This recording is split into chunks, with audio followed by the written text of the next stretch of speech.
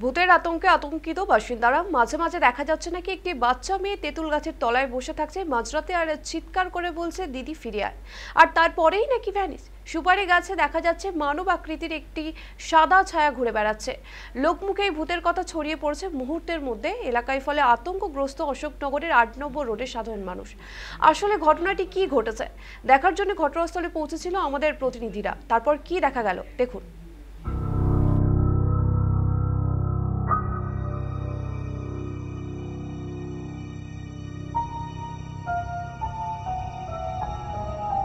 শব্দটা সাধারণত আমাদের একটা আতঙ্কের পরিবেশ সৃষ্টি করে।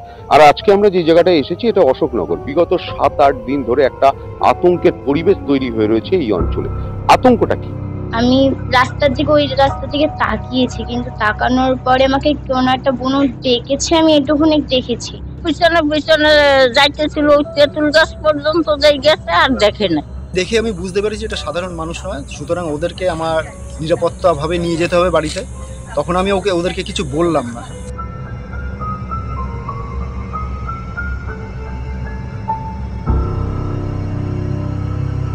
বিগত ৭-৮ দিন ধরে একটা আতঙ্কের পরিবেশ তৈরি হয়ে রয়েছে এই অঞ্চলে।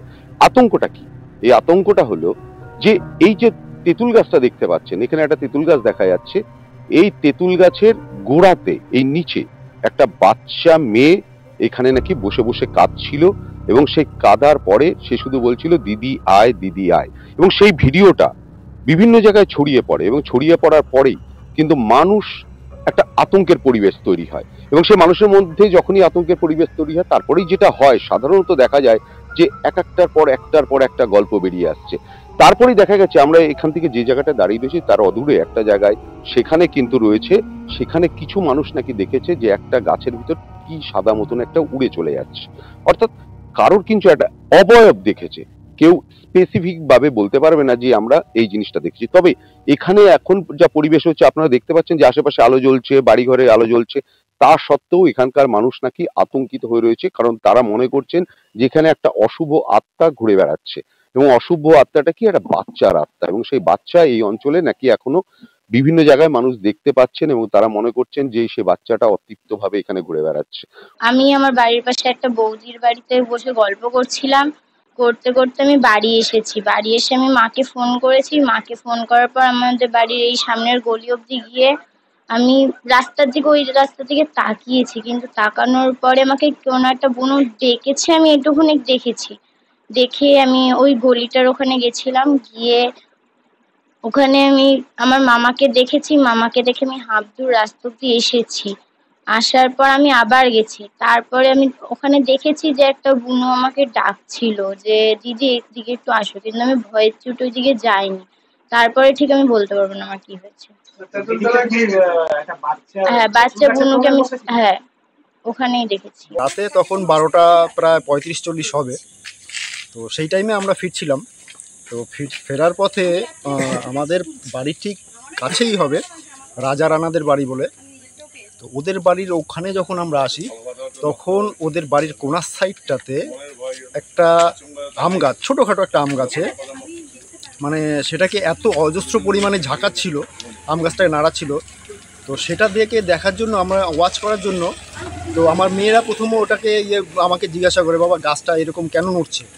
তো সেটা দেখার জন্য আমি একটু আগেই গিয়ে চলে গেছিলাম, ওরা একটু পেছনে ছিল। তো সেই টাইমে আমি যখন পেছনে ফিরে তাকালাম, তো প্রথমে গাছের মাথার দিকে তাকাই। মাথার দিকে তাকানোতে আমি কিছু দেখতে পাই না। তো যখন মিডিল পজিশনে আসি, তখন ওখানে একটা ইউ আকৃতির একটা ডাল আমি দেখতে পাই।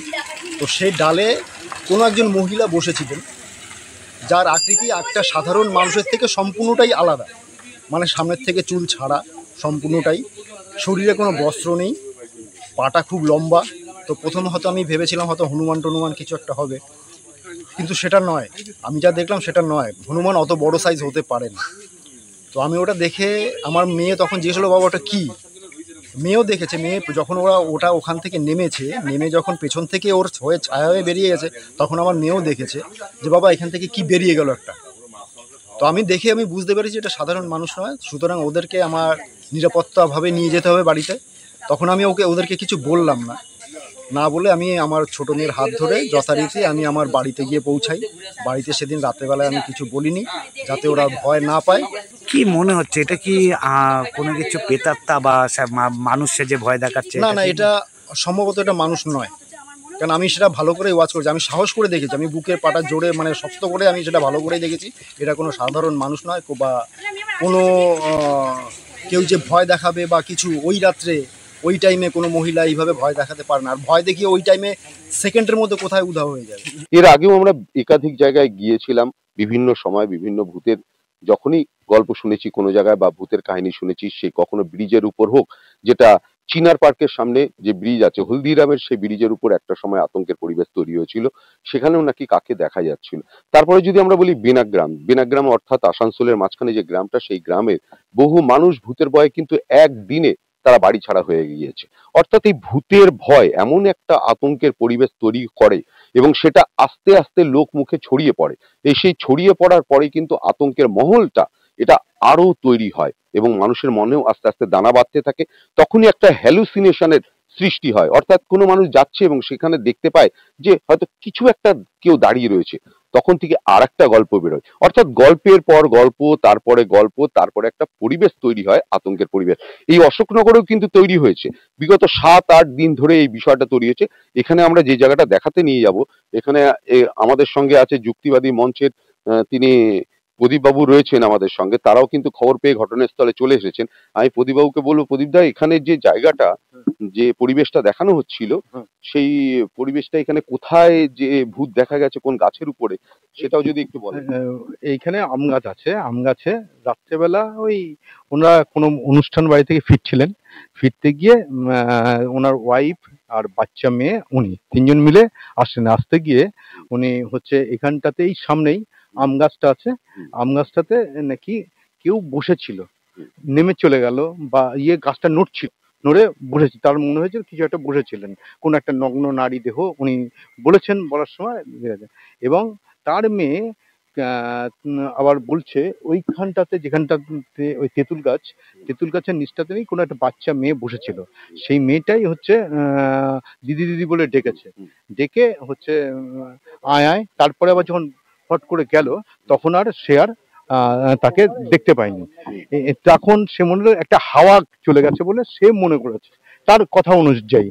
আসলে এই যে পরিবেশটা দেখছেন না, এই জায়গাটাতে এত লাইটও মনে হয় ছিল না সেদিনকে। হ্যাঁ, আর এখানে যে প্রচুর গাছ আছে, এই দিক দিয়ে ওদিক দিয়ে অনেকটা বাগান, ওদিকে সরকারি জায়গা, কেউ বাড়িঘর নেই। এই পরিবেশে ভাম বিড়াল থেকে শুরু করে এখানে প্যাঁচা আছে, বিভিন্ন রাত্রেবেলা নিশাচর প্রাণী এখানে বেরোয়। আমরা যেটা এখানে শুনলাম, আমরা অন্যান্য লোকেদের কাছে, যে এখানে কি আপনারা কেউ আগে ভূত দেখেছেন? বলে ভূত কিছু ছিল না, কোনোদিনও দেখিনি, কোনোদিনও শুনে। কে একজন দেখেছে, তাদের ধারণা যে এখানে ভামবিড়াল প্রচুর আছে। গাছ থেকে একটা গাছে নড়েছে, মানে অন্য গাছ নড়ছে না, তার মনে হচ্ছে ভূতে নাড়িয়েছে। আসলে আমাদের রাত্রেবেলা নিশ্চয় প্রাণী খাবারের সন্ধানে অনেক প্রাণী বাইরে বেরোতে পারে, সেরকম কোনো প্রাণী সেনকে এই গাছেতে ছিল, গাছটা নড়া দিয়েছে সেই জন্যই। আমাদের ধারণা মানুষ যেটা দেখে সেটাকে বাস্তবে রূপ দেওয়ার জন্য, সেটাকে এস্টাবলিশমেন্ট দেওয়ার জন্য তারা করে, সেই রকম ভাবেই ঘটনাটা ঘটেছে। আর সেই ঘটনা থেকে এখন মিডিয়ার যুগে ভাইরাল হয়েছে খবরটা, মানুষ আতঙ্কিত হয়েছে, রাত্রিবেলা বেরোচ্ছিল না, এখন লাইট ফাইট জ্বালিয়ে এলাকাটা সাধারণ করেছে। আসলে ভূত বলে কিছু হয় না, কোনোদিন আমরা পাইনি। গ্রামে গঞ্জে অনেক ভূতের গল্প আছে, আর আমরা ছোটবেলা থেকে যখন মানুষ হয়েছি ঠাকুমার ঝুলি গল্প পড়েছি এবং ঠাকুমাদের কাছ থেকে ভূতের বিভিন্ন গল্প শুনে আমরা মনের মধ্যে সেটা থাকে। এবং যখন বাস্তবে এইসব ধরনের গল্প যখন রাত্রেবেলা নিশ্চিত হয়ে যায়, তখন বাচ্চাদের মনে আর বিশেষ করে সেটাকে নাড়া দেয় বেশি। আর সেই গল্পটাকে নিজেকে মিলিয়ে বাস্তবে রূপ দেওয়ার একটা চেষ্টা মানুষের মধ্যে থাকে। সেই ধরনের ঘটনা এখানে ঘটেছে এবং সেটাকে বাস্তব বলে চালানোর চেষ্টা করা হয়েছে। সেইটা থেকেই এই ভূতের গল্প। আর আমরা তো জানি পৃথিবীতে যা কিছু করবে তার পিছনে কারণ থাকবে, কারণ ছাড়া থাকবেই। সেইটা সাধারণভাবে যদি আমরা ভাবি, তাহলে পরেই তো আমরা বুঝতে পারছি যে এই ঘটনা কেন ঘটেছে। আজকে ঘটছে না, আজকে এখন প্রায় 1:30 বাজতে গেল, এখন কিন্তু আমরা কোনো ভূত টুত দেখতে পাইনি। আমরা নাকি শনি মঙ্গল, তারপরে ঘটনা হলো প্রথম দিনের ঘটনা শনিবার, মঙ্গলবার দিন বাচ্চা দেখা গেল। এইভাবে এর পিছনে অনেক কাহিনী থাকে, সেই কাহিনী এখানে কিভাবে কাজ করছে না করছে সেটাও কি কিছু বোঝা গেছে? কারণ আমরা বিগত আমরা যদি দেখি, আমরা অতীতে অনেক রকমের ঘটনা দেখেছি। যখন আমি একটা কথা বললাম যে বিনাগ্রামেও আমরা রাত কাটিয়েছিলাম একটা সময়, এবং সেখানে বাড়ি ঘর ছেড়ে রাতারাতি মানুষজন পালিয়ে গেছে। এবং যখন আমরা সেখানে সারা রাত থাকি এবং ভোরের দিকে যখন পৌঁছাই এবং ভোরের দিকে দেখি যে ওখানে ট্রেন লাইনটা পাশ দিয়ে গেছিল এবং সেখানে ওয়াগন ব্রেকাররা এই সমস্ত মানুষকে ভয় দেখিয়ে যাতে তাদের মালপত্র লুকানোর একটা জায়গা হয় সেটা খোঁজার জন্য এবং সেই জায়গাটা তাদের শেল্টার পাওয়ার জন্য ভূতের ভয় দিকে তাড়িয়ে দিচ্ছে।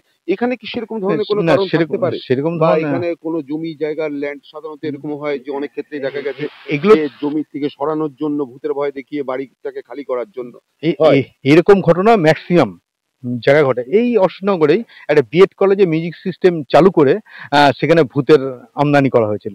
এই ধরনের ঘটনা তো ঘটেই থাকে। এবং কিছু কিছু ঘটনা বাড়ির মধ্যে থেকে বাচ্চারাও ঘটায়। হ্যাঁ, এখনকার বাচ্চারা আমরা যেমন এককেন্দ্রিক ফ্যামিলি হয়ে যাওয়ার জন্য হচ্ছে বাচ্চারা নিরাপত্তাহীনতায় বা আত্মীয় স্বজন বাবা মা বাইরে কাজ করে, এবার তাদের দিকে নিজের দিকে দৃষ্টি ফেরানোর জন্য কিছু কিছু ক্ষেত্রে অলৌকিক ঘটনা আশ্রয় নেয়। এখনকার বাচ্চারা অনেক একটা ফ্যান বেঁকে যাচ্ছিল, একটা বাড়িতে ফ্যান ব্লেড বেঁকে যাচ্ছে, আলমারিটা পড়ে যাচ্ছে, এরকম ধরনের ঘটনা, আগুনে পুড়ে যাচ্ছে, পুড়ে যাচ্ছে, জ্বলে যাচ্ছে হচ্ছে। এই ধরনের ঘটনা আমরা প্রচুর ফেস করেছি। সেই ধরনের ঘটনা আমি মনে করি যে অশোকনগরবাসীর আতঙ্কিত হওয়ার কোনো কারণ নেই। এর পেছনে কোনো অভিসন্ধি আছে কিনা আগামী দিনে বোঝা যাবে। এখনো পর্যন্ত আজকে প্রথম আসলাম যে কিছু করেছে কিনা, বা এই যে প্রচারের পেছনে অন্য কোনো ব্যক্তি আত্মসাতের কোনো ব্যাপার ট্যাপার থাকতে পারে, সেসবগুলো আমরা এখন দেখছি না। এতদিন ধরে আপনি বিভিন্ন জায়গায় গেছেন, বিভিন্ন ঘটনা দেখেছেন এবং যেখানেই খবর পান এরকম ধরনের আপনারা যাওয়ার চেষ্টা করেন, আপনাদের যুক্তিবাদী মঞ্চ থেকে যান। কখনো কোনো প্যারানর্মাল অ্যাক্টিভিটিস কোনো জায়গায় অনুভব করেছেন বা দেখেছেন এরকম, বা অস্তিত্ব পাওয়া গেছে, এরকম কোনো কিছু পাওয়া গেছে? আমার কাছে কোনোদিনও এখনো দৃষ্টিগোচর হয়নি। আমি যেসব জায়গাতে গেছি সেই সব জায়গা শুধু রম্য রচনাই শুনেছি, গল্পই শুনেছি। গল্পের বাস্তব কোনো ভিত্তি নেই, গল্পের কোনো বাস্তব ভিত্তি পাওয়া যায়নি। আজকে এখানেও পেলাম না, হয়তো কোনোদিনও পাওয়াও যাবে না।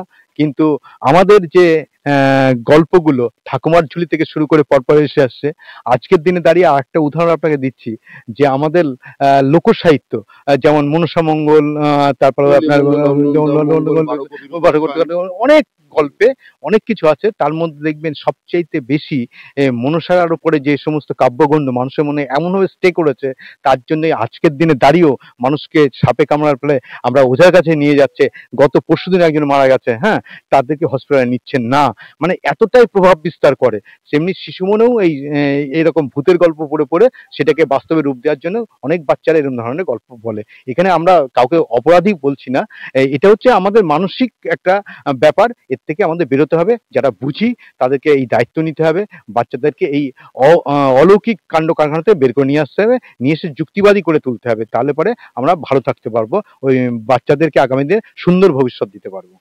আসলে সেটাই, কারণ কুসংস্কার এমন একটা জিনিস, কুসংস্কার যদি মনের মধ্যে থাবা গেড়ে বসে থাকে তাহলে সেই কুসংস্কারের যে অন্ধকারটা মানুষের মনে ছড়িয়ে পড়ে, সেই অন্ধকারের আলো কাটে বেরোনোটা খুবই কঠিন হয়ে পড়ে। এবং যেটা অশোকনগরে যে ঘটনাটা ঘটেছে, আমরা যে কারণে আজকে এত রাত হয়ে গেছে আমরা চলে এসেছি এবং এতক্ষণ ধরে রয়েওছি, তার কারণ হলো এখানে যে আতঙ্কের একটা পরিবেশ তৈরি হয়েছে মানুষের মধ্যে। কারণ মানুষদের মধ্যে এটা ঢুকে গেছে যে ওখানে বাচ্চা কাঁদছিল এবং সেই বাচ্চাটাকে তারপরে দেখা যায়নি, এবং তারপরে দেখা গিয়েছে যে এইখানে এই যে গাছটা, এই গাছে কারা লাফালাফি করছে বা কে লাফালাফি করে এই গাছ থেকে ও গাছে চলে গেছে, এরকম ধরনের বিভিন্ন দৃশ্য নাকি এখানকার মানুষ দেখেছে এবং তাই নিয়ে কিন্তু আতঙ্কের পরিবেশ সৃষ্টি হয়েছে। তবে এটা কিন্তু বলাই যেতে পারে যে এরকম ঘটনা কখনো কোনো জায়গাতেই সাধারণত খুব একটা ঘটে না। আমরাও বহু জায়গায় ঘুরে দেখেছি, বহু জায়গায় ভূতের গল্প শুনে সেখানে চলে গিয়েছি এবং সেই সমস্ত জায়গার যা অতীতের অভিজ্ঞতা থেকে বলতে পারি যে এরকম ধরনের ঘটনা আজ পর্যন্ত কখনো দেখিনি। কারণ ছোট্ট একটা ঘটনা যদি বলি, যে যেখানে খাদিম কর্তাকে অপহরণ করে রাখা হয়েছিল যে বাড়িটাতে, সেই বাড়িটাতেও কয়েক মাস বাদে হঠাৎ ভূতের গল্প চালু হয় এবং তারপরে জানা যায় যে আদতে তা নয়। সেখানে যে দুজন পুলিশকে রাখা হয়েছিল সেই এলাকাটা পাহারা দেওয়ার জন্য, তারা একটা নিঃসঙ্গ নিস্তব্ধ পরিবেশে তারা দিনের পর দিন থাকতে থাকতে নিজেরাই সেখানে তারা হতাশাগ্রস্ত হয়ে যাচ্ছিল এবং তারপরে তারাই কিন্তু ভূতের গল্প চালু করেছিল। এরকম কিন্তু একটা ঘটনা রয়েছে এবং তারপর থেকে ভূতের গল্প ছড়িয়ে পড়ে। অর্থাৎ ভূতের যে গল্প, এই গল্প এমন একটা জিনিস, মানুষ এমনি গসিপটাকে একটু পছন্দও করে বেশি।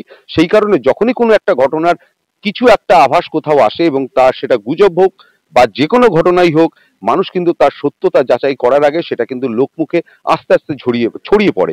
আপনারা নিজেরাও কখনো দেখবেন যে কোনো জায়গায় যদি কোনো ঘটনা ঘটে বা মারামারি ঘটে, দেখবেন আপনি 1 কিলোমিটার এগোবেন, সেখানে সঙ্গে সঙ্গে শুনতে পাবেন ওখানে 5 জন সেখানে আহত হয়েছে। তারপরে আরো যদি 5 কিলোমিটার এগোন, সেখানে শুনবেন সেটা 10 জন বেড়ে গেছে। অর্থাৎ ঘটনাটার সত্যতা অনেকেই জানে না, কিন্তু তা সত্ত্বেও গুজবটা ছড়িয়ে পড়ে। এই গুজবের ছড়িয়ে পড়ার কারণেই একাধিকবার বিভিন্ন জায়গায় ভূতের আতঙ্ক যেরকম ছড়িয়ে পড়েছে, সেরকম ছেলে ধরা পেটানোর ঘটনা প্রচুরবার এরকম গুজবের কারণে ছড়িয়ে পড়েছে। অর্থাৎ অশোকনগরবাসী এই ভয়টা কখনো পাবেন না যেখানে ভূত আছে বা কিছু আছে, এই ধরনের কোনো কিছু এখনো প্যারানর্মাল অ্যাক্টিভিটিস কেউ কখনো দেখেনি, এটা কেউ অনুভবও করেনি। এটা লোকমুখে একটা গুজব, সেই গুজবে কান দেবেন না, অযথা আতঙ্কিত হবেন না। এটাই অশোকনগরবাসীকে আমাদের সময় কলকাতার তরফ থেকে বলার একটাই বক্তব্য। দীপ সেনের সঙ্গে বিশ্বজিৎ হীরা, সময় কলকাতা।